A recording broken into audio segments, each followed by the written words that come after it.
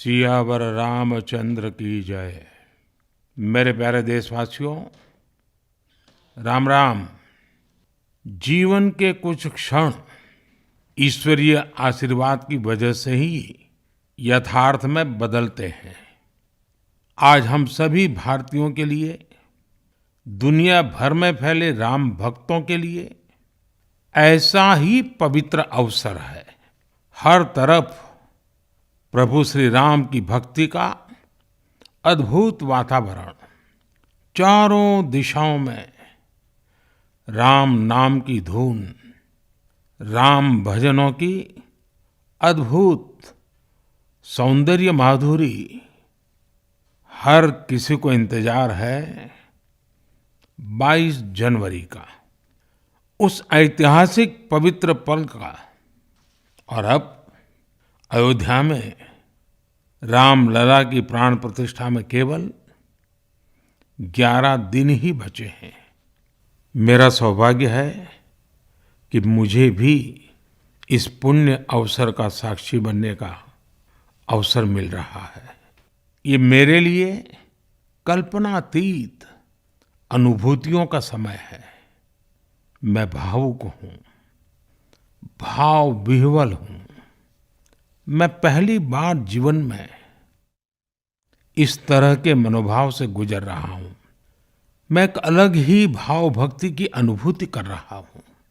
मेरे अंतर मन की ये भाव यात्रा मेरे लिए अभिव्यक्ति का नहीं, अनुभूति का अवसर है।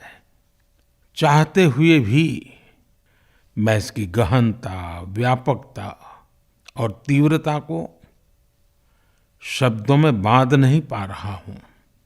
आप भी भली भांति मेरी स्थिति समझ सकते हैं।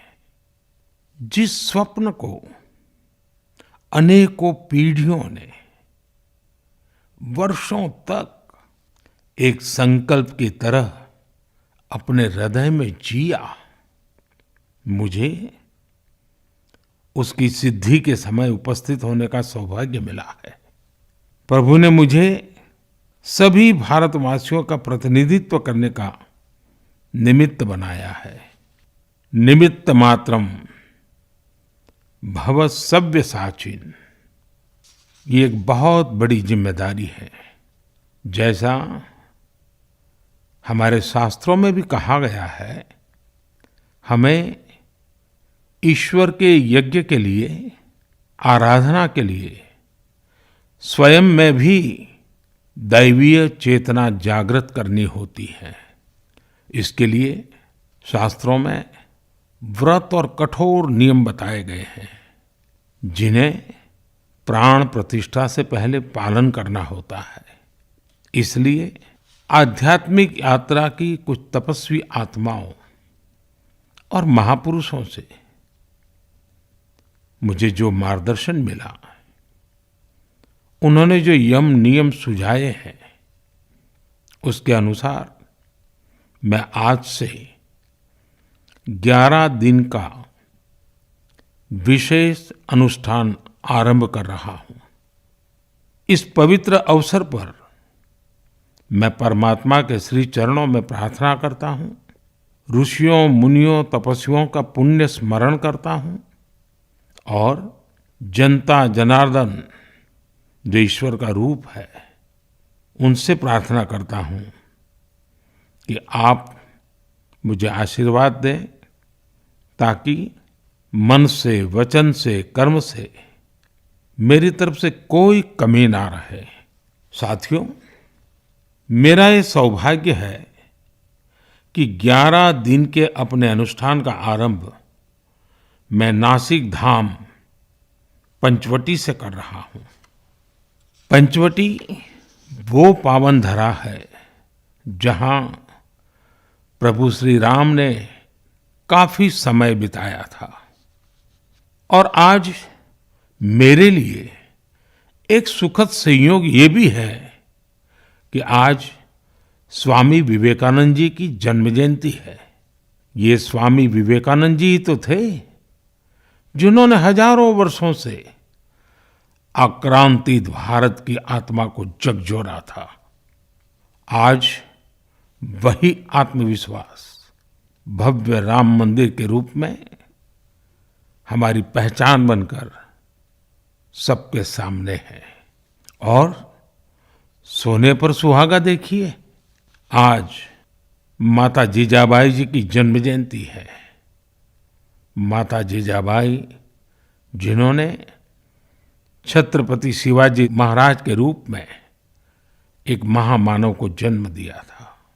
आज हम अपने भारत को जिस अक्षुण्ण रूप में देख रहे हैं, इसमें माता जीजाबाई जी का बहुत बड़ा योगदान है। और साथियों, जब मैं माता जीजाबाई का पुण्य स्मरण कर रहा हूँ तो सहज रूप से मुझे अपनी माँ की याद आना बहुत स्वाभाविक है। मेरी माँ जीवन के अंत तक माला जपते हुए सीताराम का ही नाम भजा करती थी। साथियों, प्राण प्रतिष्ठा की मंगल घड़ी, चराचर सृष्टि का वो चैतन्य पल, आध्यात्मिक अनुभूति का वो अवसर, गर्भगृह में उस पल क्या कुछ नहीं होगा। साथियों, शरीर के रूप में तो मैं उस पवित्र पल का साक्षी बनूंगा ही, लेकिन मेरे मन में, मेरे हृदय के हर स्पंदन में 140 करोड़ भारतीय मेरे साथ होंगे। आप मेरे साथ होंगे, हर राम भक्त मेरे साथ होगा और वो चैतन्य पल हम सबकी साझी अनुभूति होगी। मैं अपने साथ राम मंदिर के लिए अपने जीवन को समर्पित करने वाले अनगिनत व्यक्तित्वों की प्रेरणा लेकर जाऊंगा। त्याग तपस्या की वो मूर्तियां, 500 साल का धैर्य, दीर्घ धैर्य का वो काल, अनगिनत त्याग और तपस्या की घटनाएं, दानियों की, बलिदानियों की गाथाएं, कितने ही लोग हैं जिनके नाम तक कोई नहीं जानता, लेकिन जिनके जीवन का एकमात्र ध्येय रहा है भव्य राम मंदिर का निर्माण। ऐसे असंख्य लोगों की स्मृतियां मेरे साथ होगी। जब 140 करोड़ देशवासी उस पल में मन से मेरे साथ जुड़ जाएंगे और जब मैं आपकी ऊर्जा को साथ लेकर गर्भगृह में प्रवेश करूंगा तो मुझे भी एहसास होगा कि मैं अकेला नहीं, आप सब भी मेरे साथ हैं। साथियों, ये 11 दिन व्यक्तिगत रूप से मेरे यम नियम तो है ही, लेकिन मेरे भाव विश्व में आप सब समाहित है। मेरी प्रार्थना है कि आप भी मन से मेरे साथ जुड़े रहें। रामलला के चरणों में मैं आपके भावों को भी उसी भाव से अर्पित करूंगा जो भाव मेरे भीतर उमड़ रहे हैं। साथियों, हम सब इस सत्य को जानते हैं कि ईश्वर निराकार है, लेकिन ईश्वर साकार रूप में भी हमारी आध्यात्मिक यात्रा को बल देते हैं। जनता जनार्दन में ईश्वर का रूप होता है, ये मैंने साक्षात देखा है, महसूस किया है।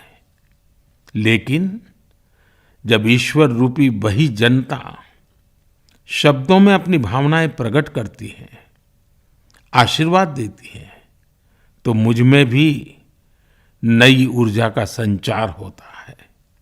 आज मुझे आपके आशीर्वाद की आवश्यकता है, इसलिए मेरी प्रार्थना है कि शब्दों में, लिखित में अपनी भावनाएं जरूर प्रकट करें मुझे आशीर्वाद जरूर दें।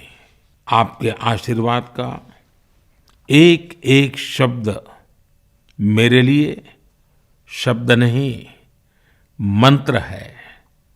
मंत्र की शक्ति के तौर पर वो अवश्य काम करेगा। आप अपने शब्दों को, अपने भावों को नमो ऐप के माध्यम से सीधे मुझ तक पहुंचा सकते हैं।